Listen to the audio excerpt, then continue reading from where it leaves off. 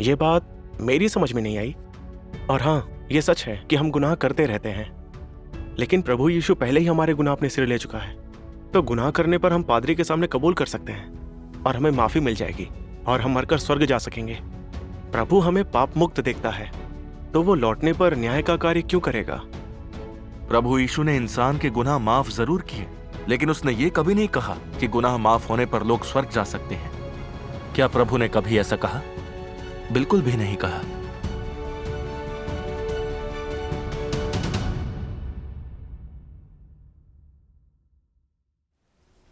प्रभु ने स्पष्ट कहा है, जो कोई पाप करता है वो पाप का दास है। दास सदा घर में नहीं रहता, परंतु पुत्र सदा रहता है। इसलिए तुम पवित्र बनो, क्योंकि मैं पवित्र हूं। आमीन। क्या हमारे गुनाह माफ होने का मतलब यह है कि हमारी प्रकृति पापी नहीं रही? क्या इसका यह मतलब है कि हमारी भ्रष्टता मिट गई? सच है कि हमारे गुनाह माफ हो जाते हैं, पर हमारी पापी प्रकृति और शैतानी स्वभाव बचा रहता है। स्वर्ग के राज्य में प्रवेश पा लिया तब भी हम परमेश्वर से विद्रोह करेंगे, विरोध करेंगे और गुनाह और उल्टी बातें करेंगे। बिल्कुल। क्या ऐसे इंसानों को वहां जाने की इजाजत मिलेगी? क्या परमेश्वर अपने राज्य में पापियों को आने देगा? नहीं आने देगा। बिल्कुल नहीं आने देगा। इसलिए प्रभु अंत के दिनों में न्याय का कार्य कर रहा है। इसका उद्देश्य मानव जाति को पाप और शैतानी स्वभाव से बचाना है, ताकि हम प्रभु के सामने समर्पण कर उसकी पूजा कर सकें। यही उद्धार का कार्य है जिसे प्रभु अंत के दिनों में करता है। आमीन। प्रभु यीशु ने भविष्यवाणी की थी, मुझे तुमसे और भी बहुत सी बातें कहनी है, परंतु अभी तुम उन्हें सह नहीं सकते। परंतु जब वो अर्थात सत्य का आत्मा आएगा तो तुम्हें सब सत्य का मार्ग बताएगा। हाँ। जो मुझे तुच्छ जानता है और मेरी बातें ग्रहण नहीं करता, उसको दोषी ठहराने वाला एक है, अर्थात जो वचन मैंने कहा है वही पिछले दिन में उसे दोषी ठहराएगा, क्योंकि वो समय आ चुका है कि परमेश्वर के घर से न्याय शुरू किया जाए। आमीन। अंत के दिनों में सत्य का आत्मा आ चुका है। वो सर्वशक्तिमान परमेश्वर है। मानव जाति को बचाने के लिए उसने सत्य व्यक्त किए हैं। इसका उद्देश्य इंसान की पापमयता का समूल नाश और शैतानी स्वभाव दूर करना है। हाँ। तब हम और पाप नहीं करेंगे, परमेश्वर से विद्रोह कर उसका विरोध नहीं करेंगे। हम परमेश्वर की आज्ञा मानेंगे, उसे पूजेंगे, और तभी हम उसके राज्य में ले जाने लायक बनेंगे। उसने जिन आशीषों का वादा किया है उन्हें पाने लायक रहेंगे। अभी सभी विश्वासी सोचते हैं कि रोज गुनाह कबूलने पर वे माफ हो जाएंगे और वे परमेश्वर के राज में प्रवेश करेंगे, लेकिन उन्हें बड़ी गलतफहमी है। हाँ, उसके राज्य में प्रवेश करने लायक कौन है? प्रभु यीशु ने कहा था, जो मुझसे हे प्रभु कहता है, उनमें से हर एक स्वर्ग के राज्य में प्रवेश ना करेगा, परंतु वही जो मेरे स्वर्गीय पिता की इच्छा पर चलता है। आमीन।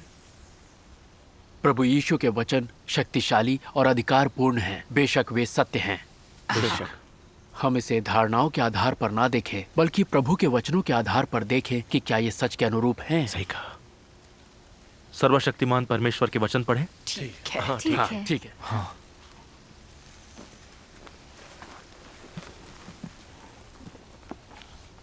मैं पढ़ता हूं।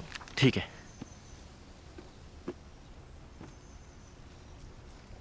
तुम लोगों जैसा पापी जिसे परमेश्वर के द्वारा अभी अभी छुड़ाया गया है और जो परिवर्तित नहीं किया गया है, क्या तुम परमेश्वर के हृदय के अनुसार हो सकते हो?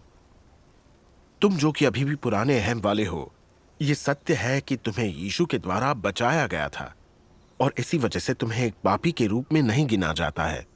परंतु इससे यह साबित नहीं होता है कि तुम पाप पूर्ण नहीं हो।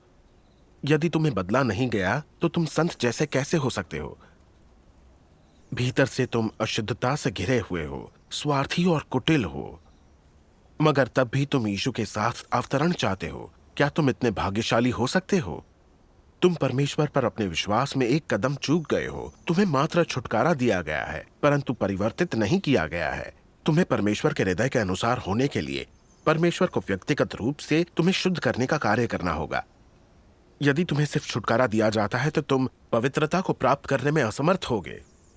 ऐसे तुम परमेश्वर के आशीषों में साझेदारी के अयोग्य होगे, क्योंकि तुम मनुष्य के प्रबंधन के ईश कार्य में एक कदम चूक गए हो, जो कि परिवर्तित करने और सिद्ध बनाने का मुख्य कदम है, और इसीलिए तुम एक पापी जिसे अभी अभी छुटकारा दिया गया है परमेश्वर की विरासत को सीधे तौर पर उत्तराधिकार के रूप में पाने में असमर्थ हो। आमीन। क्या खूब कहा है। सर्वशक्तिमान परमेश्वर के वचन सुनकर कैसा लग रहा है? बढ़िया, ये वाकई व्यवहारिक वचन है। हम सभी मानते थे कि गुनाह बख्श दिए जाने पर स्वर्ग जाएंगे। अब हमने देख लिया कि ये तर्क गलत है। दरअसल प्रभु यीशु ने ऐसा कभी नहीं कहा है। ये पूरी तरह इंसानी धारणा है। ऐसा ही है। अगर हम इस भरोसे बैठे रहें कि प्रभु हमें अपने राज्य में ले जाने आएगा और हम प्रभु का स्वागत करने के बजाय आपदा में घिर जाए तो क्या हम मूर्ख कुंवारियों जैसे नहीं होंगे? हाँ, ये सही है। हाँ। अगर हम उसके राज्य में प्रवेश कर सुंदर मंजिल पाना चाहते हैं तो सर्वशक्तिमान परमेश्वर का न्याय और प्रक्षालन स्वीकारना होगा। स्वर्ग के राज्य का यही अकेला रास्ता है। आमीन। क्या आप समझ गए कि हमें सर्वशक्तिमान परमेश्वर का न्याय और प्रक्षालन क्यों स्वीकारना है? मैं समझ गई। हमें सर्वशक्तिमान परमेश्वर के न्याय को स्वीकारना पड़ेगा और उसके राज्य के योग्य बनने के लिए स्वच्छ भी होना पड़ेगा। मैं सही समझी ना? हाँ, बिल्कुल सही। क्या आप गुनाह माफ करने और स्वर्ग ले जाने के लिए पादरियों का मुंह ताकते रहेंगे? बताइए। माफी मांगने और स्वर्ग जाने के लिए पादरियों पर निर्भर रहना हमारी कपोल कल्पना है। जी हाँ, बिल्कुल। पहले मैं पाप स्वीकार के लिए पादरियों के आगे घुटने टेकता था, लेकिन अब समझ चुका हूं कि मैं कितना मूर्ख था।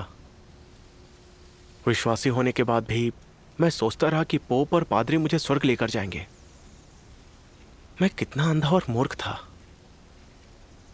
आप सही हैं, गलतियां मुझ में ही थी।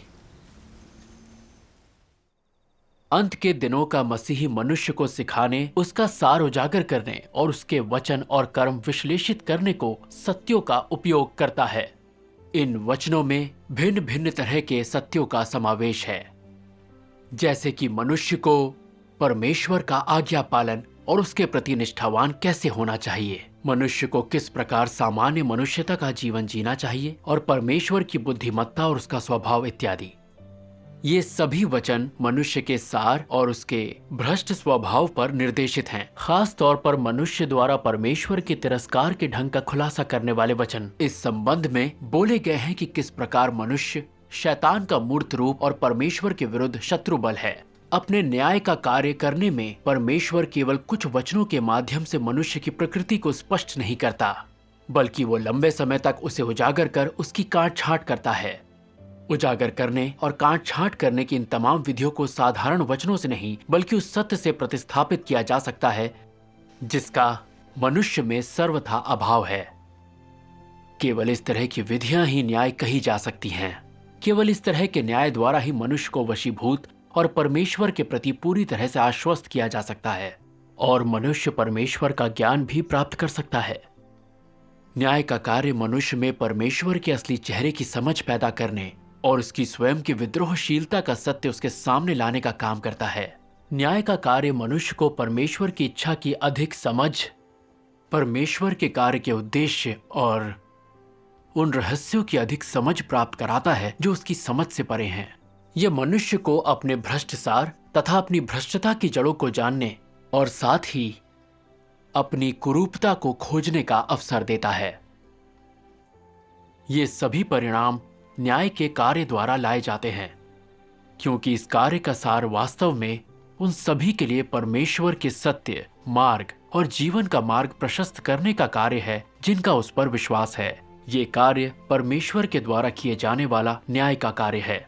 आमीन। आमीन। तो अंत के दिनों में इंसान का न्याय करने को प्रभु सत्य व्यक्त करता है। यह तो रहस्य से पर्दा उठना प्रभु का है। धन्यवाद। बरसों से बतौर विश्वासी मैं पापों से छुटकारा चाहता था, लेकिन इतने साल हो गए मैं कभी भी ऐसा कर ही नहीं पाया।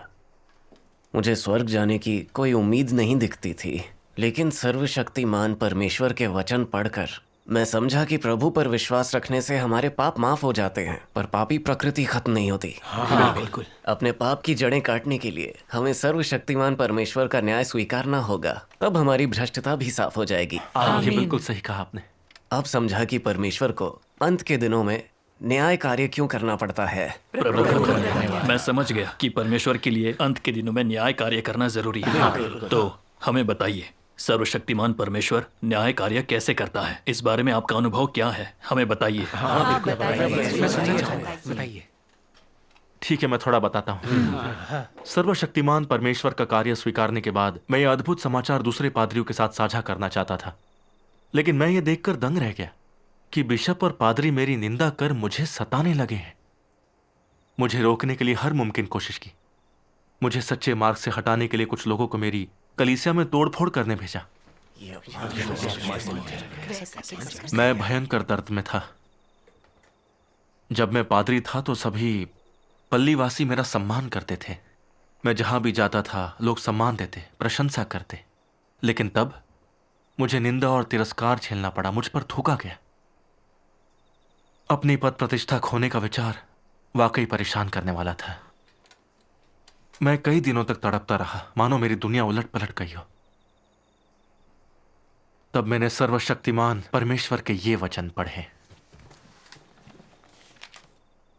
यदि तुम उच्च पद वाले, सम्मानजनक प्रतिष्ठा वाले, प्रचुर ज्ञान से संपन्न, विपुल संपत्तियों के मालिक हो और तुम्हें लोगों का समर्थन प्राप्त है, तो भी ये चीजें तुम्हें परमेश्वर के आह्वान और आदेश को स्वीकार करने और जो कुछ परमेश्वर तुमसे कहता है उसे करने के लिए उसके सम्मुख आने से नहीं रोकती, तो फिर तुम जो कुछ भी करोगे वो पृथ्वी पर सर्वाधिक महत्वपूर्ण होगा और मनुष्य का सर्वाधिक धर्मी उपक्रम होगा।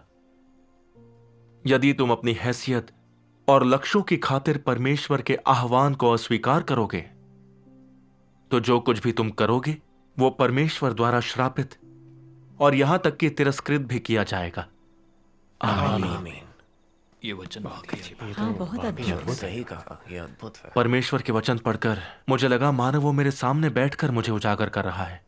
ये शर्मिंदगी भरा था। मैं कई दशकों से विश्वासी था और खुद को भक्त समझता था, लेकिन जब प्रभु आया तो मेरी पद प्रतिष्ठा मुझे रोकने लगी। मैं सब छोड़कर उसका अनुसरण करने से कतराने लगा। ये परमेश्वर के प्रति समर्पण कहां हुआ? अगर सर्वशक्तिमान परमेश्वर के वचनों ने खुलासा नहीं किया होता तो मैं नहीं जान पाता कि बतौर पादरी मैं बस पद प्रतिष्ठा की सेवा कर रहा था, दूसरों की तारीफें बटोरने के पीछे भाग रहा था। मैं प्रभु की सेवा नहीं कर रहा था। बिल्कुल। परमेश्वर का अनुग्रह पाना, सर्वशक्तिमान परमेश्वर का अंत के दिनों का कार्य स्वीकारना और उसके वचनों का पोषण पाना कितना बड़ा आशीष है। लेकिन मैं अपनी पद प्रतिष्ठा नहीं छोड़ पाया। डरता था कहीं पद ना गवा बैठूं। प्रभु के खिलाफ विद्रोह करने को लेकर मुझे पश्चाताप या अपराध बोध नहीं था। मैं इतना मूर्ख और अंधा था। मैं कैसा भ्रष्ट और दयनीय हूं यह देखकर मैं पश्चाताप से भर उठा। मैंने तय कर लिया, चाहे मेरे पास पद ना रहे, चाहे हर कोई मुझे नकार दे, तब भी मैं सर्वशक्तिमान परमेश्वर का अनुसरण करूंगा। आमीन। परमेश्वर के उद्धार के लिए उसका धन्यवाद। परमेश्वर का धन्यवाद। ये अनुभव अद्भुत है। बरसों से विश्वासी होने के बावजूद मैंने कभी ऐसी गवाही नहीं सुनी।